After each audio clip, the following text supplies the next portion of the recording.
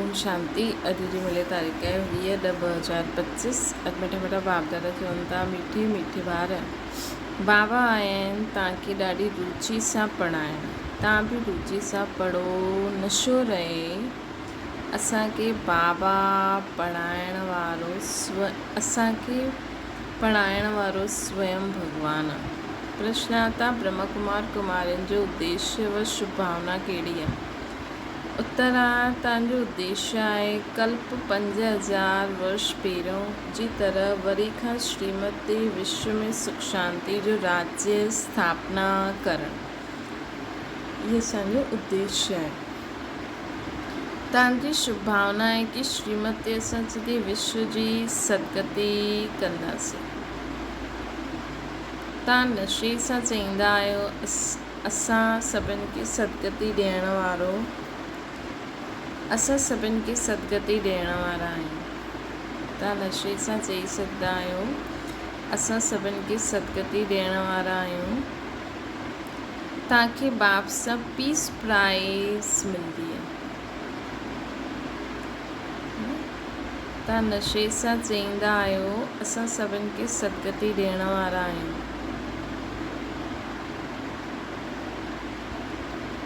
तव्हां बाप सां पीस प्राइज़ तव्हांखे मिलंदी आहे। नरकवासी सां स्वर्गवासी ठहिण ई प्राइज़ वठणु। ओम शांति। स्टूडेंट जॾहिं पढ़ंदा आहिनि त ख़ुशी सां पढ़ंदा आहिनि। टीचर बि ॾाढी ख़ुशी सां रुचि सां पढ़ाईंदा आहिनि। रूहानी ॿार इहे ॼाणंदा आहिनि कि बेहद जो बाप जो टीचर बि आहे असांखे ॾाढो रुचि सां पढ़ाईंदा आहिनि। हुन पढ़ाई सां त बाप अलॻि हूंदो आहे। हुन पढ़ाई में त बाप अलॻि हूंदो आहे, टीचर अलॻि हूंदो आहे जो पढ़ाईंदा आहिनि। कोई जो बाप ई टीचर हूंदो आहे जो पढ़ाईंदा आहिनि त ॾाढी रुचि सां पढ़ाईंदा आहिनि। छो कि पोइ बि ब्लड कनेक्शन रहंदो आहे न। पंहिंजे सम्झी करे ॾाढो रुचि सां पढ़ाईंदा आहिनि। इहे बाप तव्हांखे केतिरो रुचि सां पढ़ाईंदा हूंदा त ॿारनि खे बि केतिरो रुचि सां पढ़णो खपे। डायरेक्ट बाप पढ़ाईंदा आहिनि ऐं इहे हिकु ई ॿार अची करे पढ़ाईंदा आहिनि। ॿारनि खे रुचि ॾाढी खपे। बाबा भॻवानु असांखे पढ़ाईंदा आहिनि। ॿियो हर ॻाल्हि सुठी रीति सम्झाईंदा रहंदा आहिनि। कोई ॿारनि खे पढ़ंदे पढ़ंदे वीचार ईंदो आहे इहे छा आहे, ड्रामा में इहे आवागमन जो चक्कर आहे। परंतु इहे नाटक रचियो ई छो? इन सां फ़ाइदो छा फ़ाइदो आहे? बसि सिर्फ़ु इहे चकर ई लॻाईंदा रहंदा। इन सां त छुटी वञूं त सुठो आहे। जॾहिं ॾिसंदा आहिनि इहे त 84 जो चकर लॻाईंदा ई रहंदा आहिनि त इहे के ख़्यालात ईंदा आहिनि।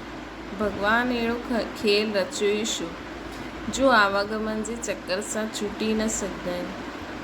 इन सां त मोक्ष मिली वञे। इहे ख़्यालात कई ॿारनि खे ईंदा आहिनि। हिन आवागमन सां दुख सां छुटी वञो। ईअं के ख़्यालात ईंदा आहिनि। बाबा चईंदा आहिनि इहे कॾहिं थी न सघंदो आहे, छुटी न सघंदा आहिनि। मोक्ष पाइण लाइ कोशिशि करणु ई वेस्ट थी वेंदो आहे। बाबा सम्झाईंदा आहिनि हिकु बि आत्मा पाठ सां छुटी न सघंदी आहे। आत्मा में अविनाशी पाठ भरियलु आहे न। उहा आहे ई अनादि अविनाशी। बिल्कुलु एक्यूरेट एक्टर्स आहिनि। आत्मा में अविनाशी पाठ भरियलु आहे जो कि अनादि अविनाशी आहिनि। बिल्कुलु एक्यूरेट एक्टर्स आहिनि। हिकु बि कम जास्ती न थी सघंदो आहे। तव्हां ॿारनि खे सॼी नॉलेज आहे। हिन ड्रामा जे पाठ सां कोई छुटी न सघंदो आहे, न कोई मोक्ष पाए सघंदो आहे। सभु धर्म वारनि खे नंबरवार अचिणो ई आहे।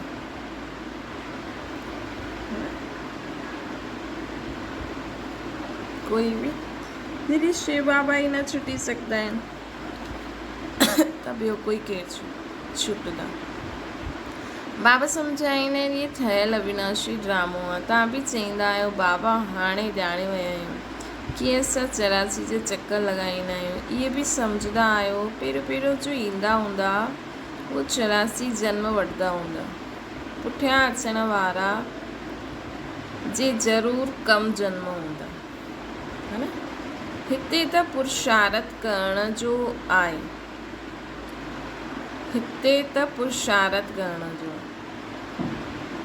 पुराणी दुनिया सां नई दुनिया ज़रूरु ठाहिणी आहे। बाबा हर हिकु ॻाल्हि बार बार सम्झाईंदा रहंदा आहिनि। छोकी नया नया ॿार बि ईंदा रहंदा आहिनि। उन्हनि खे अॻियां जी पढ़ाई केरु पढ़ाए, त बाबा नए नए खे ॾिसी पोइ पुराणी पॉइंट्स ई रिपीट कंदा आहिनि। तव्हांजी ॿुधी में सॼी नॉलेज आहे। ॼाणंदा आहियो शुरू खां वठी करे कीअं असां पाठ वॼाईंदा आहियूं। तव्हां यथार्थ रीति ॼाणंदा आहियो कीअं नंबरवार ईंदा आहिनि, केतिरा जन्म वठंदा आहिनि। हिन समय ई बाबा अची करे ज्ञान जी ॻाल्हियूं ॿुधाईंदा आहिनि। सत्युग में त आहे ई प्रारब्ध, ये हिन समय तव्हांखे ई सम्झाइबो आहे। गीता में बि शुरू खां पिछाड़ी में इहे ॻाल्हियूं ईंदियूं आहिनि। मनमना भव पढ़ाइबो आहे स्टेटस पाइण लाइ, स्टेटस जे लाइ। तव्हां राजा ठहिण लाइ हाणे पुरुषार्थ कंदा आहियो। ॿिया धर्म वारनि खे त सम्झायो आहे कि कीअं उहे नंबरवार ईंदा आहिनि। धर्म स्थापक जे पिछाड़ी सभिनि खे अचिणो पवंदो आहे। राजाई जी ॻाल्हि न आहे, राजाई जी ॻाल्हि न आहे। कीअं उहे ईंदा आहिनि उन्हनि खे ईअं सम्झाइबो आहे। ऐं हिते त ॾिसो बाबा चई न हुन ॾींहुं कलम था विझूं। हिकु ई गीता शास्त्र आहे जंहिंजी ॾाढी महिमा आहे। भारत में ई बाबा अची करे ॿुधाईंदा आहिनि, सभिनि जी सदगति कंदा आहिनि। उहे धर्म स्थापक जो ईंदा आहिनि। उहे जहिड़ी मर्द आहिनि त वॾा वॾा तीर्थ ठाहींदा आहिनि। वास्तव में सभिनि जो तीर्थ इहा भारत आहे,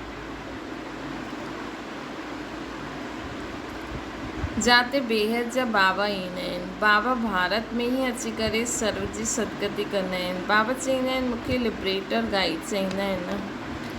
असां तव्हांखे हिन पुराणी दुनिया दुख जी दुनिया सां लिबरेट करे शांतीधाम सुखधाम में वठी वेंदा आहिनि। बाबा ॼाणंदा आहिनि, ॿार ॼाणंदा आहिनि बाबा असां शांतीधाम सुखधाम में असांखे वठी वेंदा। बाबा शांतीधाम सुखधाम में, बाक़ी सभु शांतीधाम में वेंदा।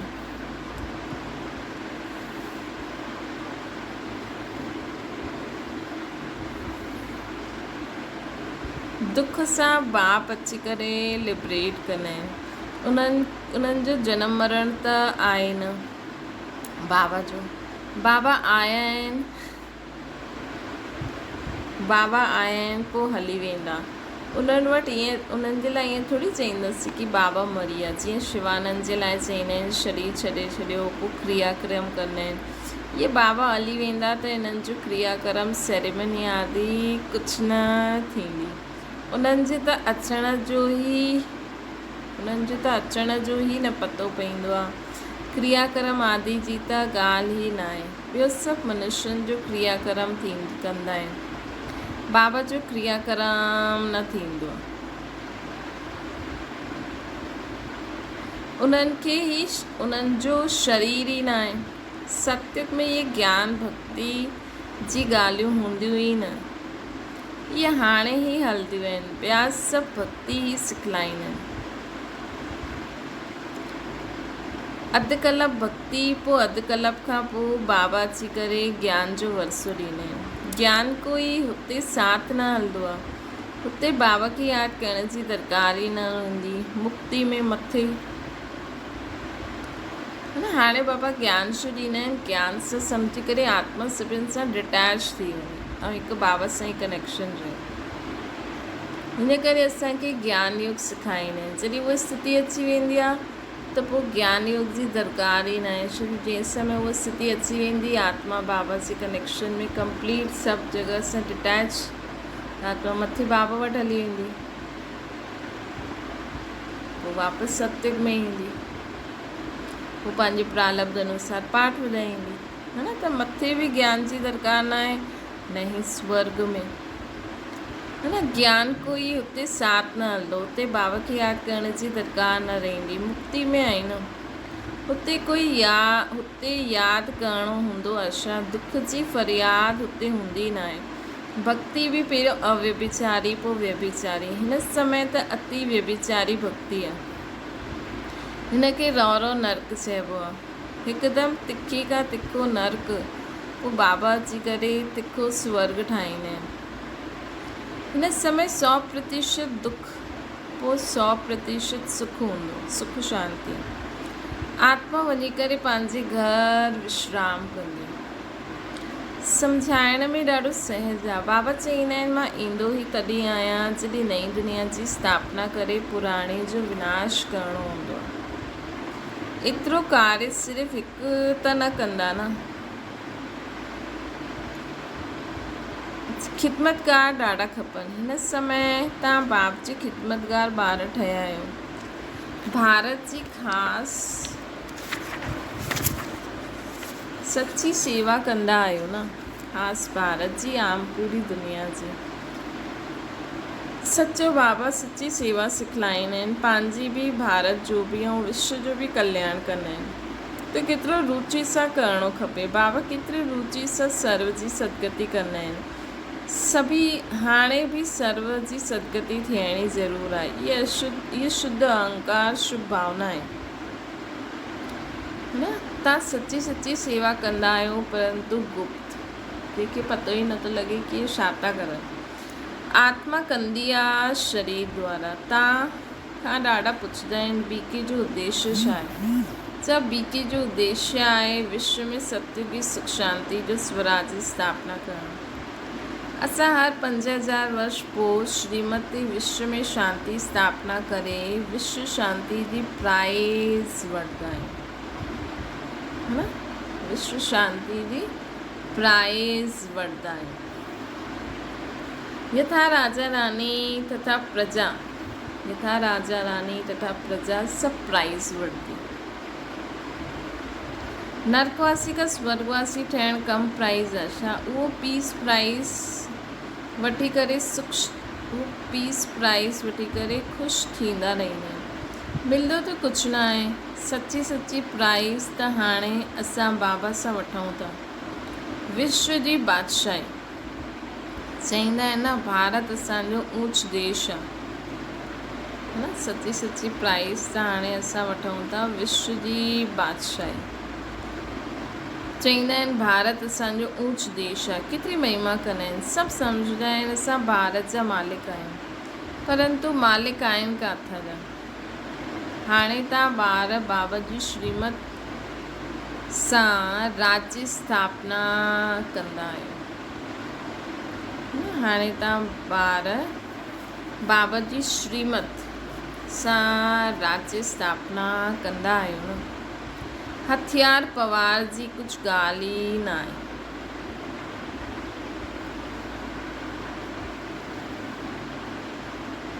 दैवी गुण धारण कंदा आहियो, इन करे तव्हांजो ई गायन पूजन आहे। अंबा जी ॾिसो केतिरी पूजा थींदी आहे, परंतु अंबा केरा ब्राह्मण आहिनि व देवता इहे बि पतो न आहे। अंबा, काली, दुर्गा, सरस्वती आदि अहिड़ा ॾाढा नाम आहिनि। हिते बि हेठि अंबा जो नंढो मंदिर आहे।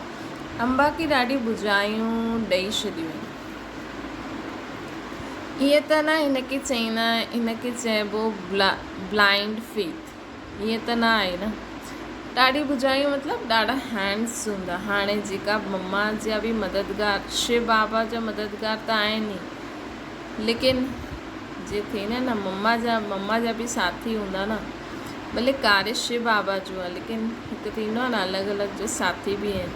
क्राइस्ट बुद्ध आदि आया, हुननि पंहिंजो धर्म स्थापना कयो, तिथि तारीख़ सभु ॿुधाईंदा आहिनि। हिते ब्लाइंड फेथ जी कोई ॻाल्हि न आहे। हिते भारतवासियुनि जो कुझु पतो ई न आहे उन्हनि खे असांजो धर्म कॾहिं कंहिं स्थापना कयो, इन करे चइबो आहे ब्लाइंड फेथ। हाणे तव्हां पुजारी आहियो, पोइ पूज्य ठहींदा आहियो। तव्हांजी आत्मा बि पूज्य त शरीर बि पूज्य ठहींदो आहे। तव्हांजी आत्मा जी पूजा थींदी आहे, पोइ देवता ठहींदा आहियो। तव्हांजी आत्मा जी बि पूजा थींदी आहे, पोइ देवता ठहींदा आहियो त बि पूजा थींदी आहे। बाबा त निराकार आहिनि, मतिलबु सालिग्रामनि जे रूप में बि, माला जे दाणे जे रूप में निराकार, ऐं साकार में बि पूजा थींदी आहे। शिव बाबा त निराकार ई आहिनि, उहे सदैव पूज्य आहिनि, उहे कॾहिं पुजारी न ठहींदा आहिनि। तव्हां ॿारनि जे लाइ चइबो आहे आपे ई पूज्य आपे ई पुजारी। बाबा त एवर पूज्य आहिनि। हिते अची करे बाबा सची सेवा कंदा आहिनि, सभिनि खे सदगति ॾींदा आहिनि। बाबा चईंदा आहिनि हाणे मामेकम यादि करो, ॿियो कोई दयादारी खे यादि न करिणो आहे। हिते त वॾा वॾा लखपति करोड़पति अची करे अल्लाह अल्लाह कंदा आहिनि। कंहिंजी केतिरी अंधश्रद्धा आहे। बाबा तव्हांखे हमसो जो अर्थ बि सम्झायो आहे। उहो त चई ॾींदा आहिनि शिवोहम, आत्मा सु परमात्मा। हाणे बाबा करेक्ट करे ॿुधायो अथई, हाणे जज करो। भारतवासियुनि में राइट, भक्ति मार्ग में राइट ॿुधियो या हाणे राइट ॿुधाईंदा आहिनि। हमसो जो अर्थ केतिरो लंबो चौड़ो आहे। हमसो ब्राह्मण देवता क्षत्रिय। हाणे हमसो जो अर्थ केतिरो राइट आहे।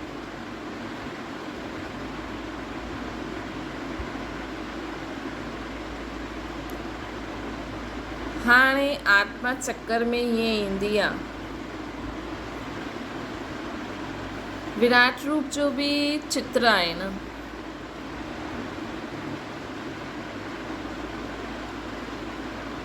हिन में चोटी ब्रह्मण ऐं बाप खे ॾेखारियो न आहे। देवता किथां खां आया,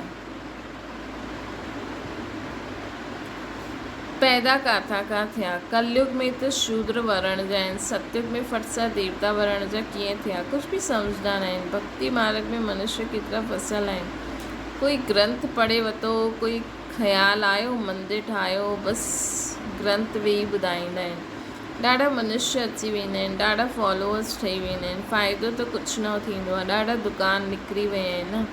हाणे इहे सभु दुकान ख़तमु थी वेंदा।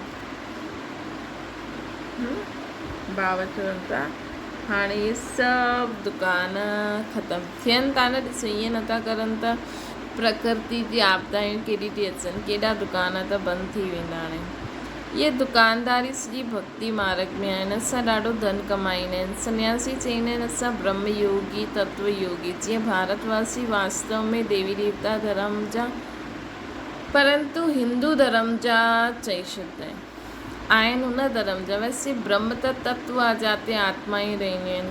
उन्हनि पोइ ब्रह्म ज्ञानी तत्व ज्ञानी नाम रखी छॾियो आहे, न त ब्रह्म तत्व त रहण जो स्थान आहे न।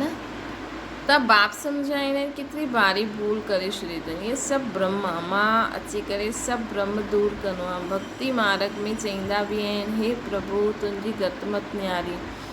गति त कोई करे न सघे, मते त अनेका अनेक आहिनि। मत त अनेकनि जी मिलंदी आहे। हितां जी मत केतिरी कमाल करे ॾींदी आहे न।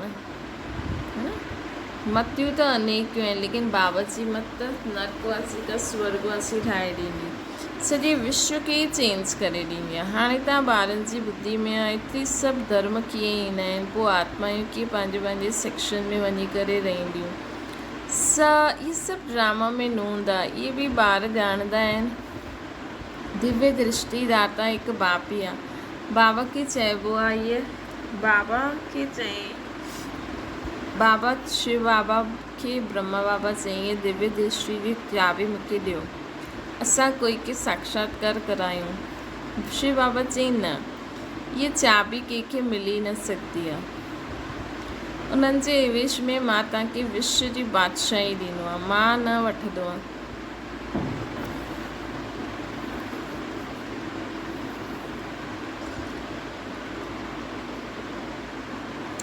मां न वठंदो आहे। मुंहिंजो ई पार्ट आहे साक्षात्कार कराइण जो। साक्षात्कार थियण सां केतिरी ख़ुशी थींदी आहे। मिलंदो त कुझु न आहे। ईअं न कि साक्षात्कार सां कोई निरोगी थी वेंदासीं या धन मिली वेंदो, न। मीरा खे साक्षात्कार थियो परंतु मुक्ति खे थोरी पाई। मनुष्य सम्झंदा आहिनि उहा रहंदी वैकुंठ में हुई, परंतु वैकुंठ कृष्णपुरी किथे आहे। इहे सभु साक्षात्कार आहिनि। बाबा वेही सभु ॻाल्हियूं सम्झाईंदा आहिनि। इन्हनि खे बि पहिरियों विष्णु जो साक्षात्कार थियो त ख़ुशि थी विया।